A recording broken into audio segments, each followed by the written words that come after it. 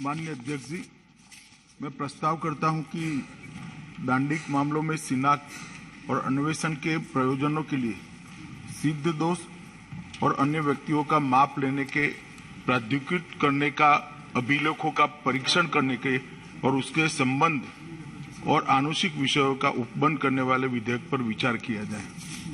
माननीय अध्यक्ष जी, आज मैं ये महान सदन के सामने एक बिल लेकर आया हूं, जो बिल 1920 के बंदी शिनाख्त कानून को रिप्लेस करेगा और 1920 से जो स्थापित है वो बंदी शिनाख्त कानून आज कई दृष्टि से अपने आप में समय की दृष्टि से, विज्ञान की दृष्टि से दोष सिद्ध करने के लिए अदालतों को जिस प्रकार के प्रमाण चाहिए वो प्रमाण उपलब्ध कराने में और लॉ इन्फोर्समेंट एजेंसियों की ताकत बढ़ाने में आज एक समय से कालबाह्य हो गया है।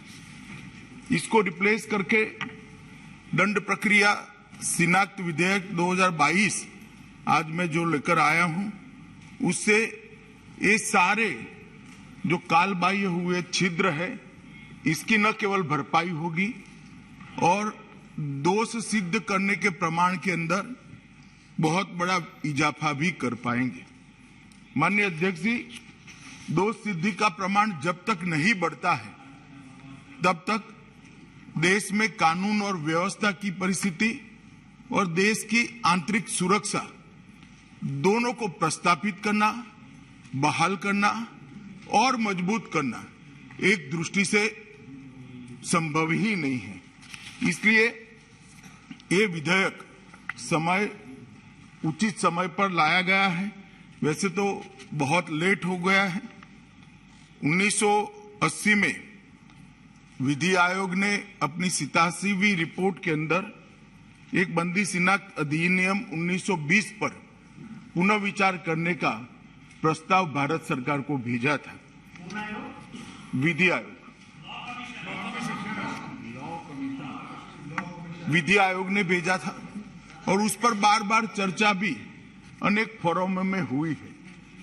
हमने भी सरकार बनने के बाद इस पर राज्यों से भी चर्चा करी है, राज्यों के साथ पत्र व्यवहार भी किया गया है, अनेक प्रकार के इस पर अभिप्राय भी लिए गए हैं और इस सब अभिप्रायों को समाहित करते हुए और दुनिया भर में क्रिमिनल लॉ में दोष सिद्धि के लिए उपयोग में लिए जाने वाले अनेक प्रावधानों का अध्ययन करने के बाद ये विधेयक लेकर मैं यहाँ उपस्थित हुआ हूँ।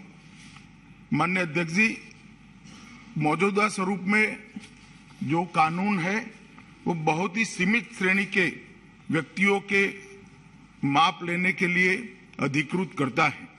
कानून में उसका उचित प्रावधान होना बहुत जरूरी है।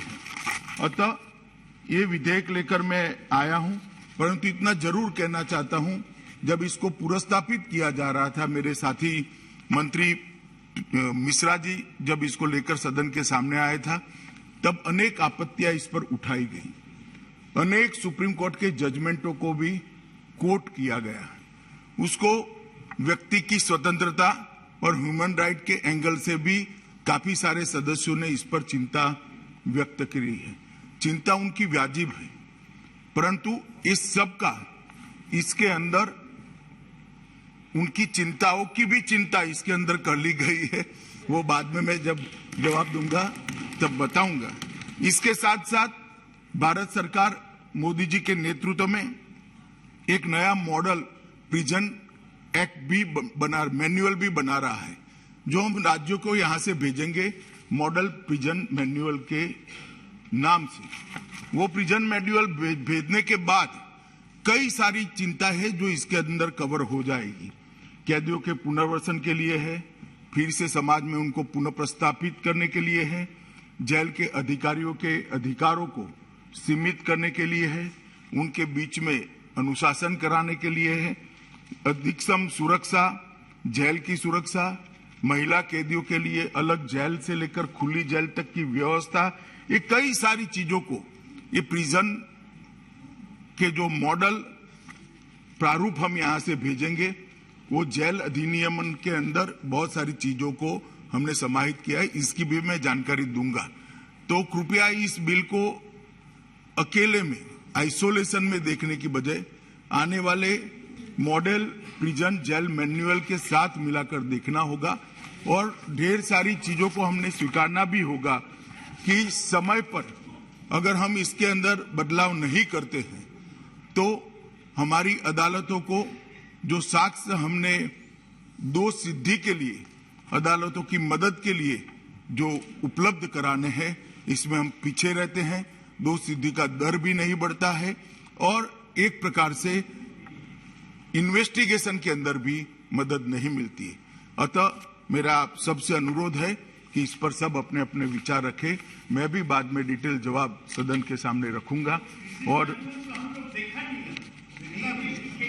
नहीं देखेंगे क्योंकि आप सरकार में नहीं हैं।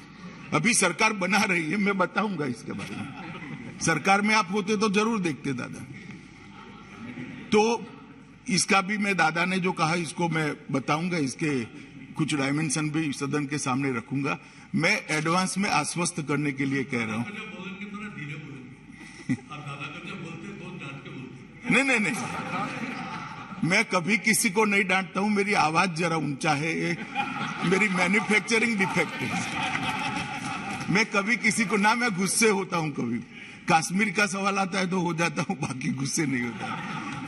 तो माननीय अध्यक्ष जी, अतः मेरा सभी सदन के पक्ष विपक्ष सभी सदस्यों से अनुरोध है, इसको एक अलग दृष्टिकोण से देखा जाए। इसके पीछे सरकार की मंशा कानून को और ज्यादा मजबूती के साथ प्रस्तावित करने के अलावा कुछ नहीं है।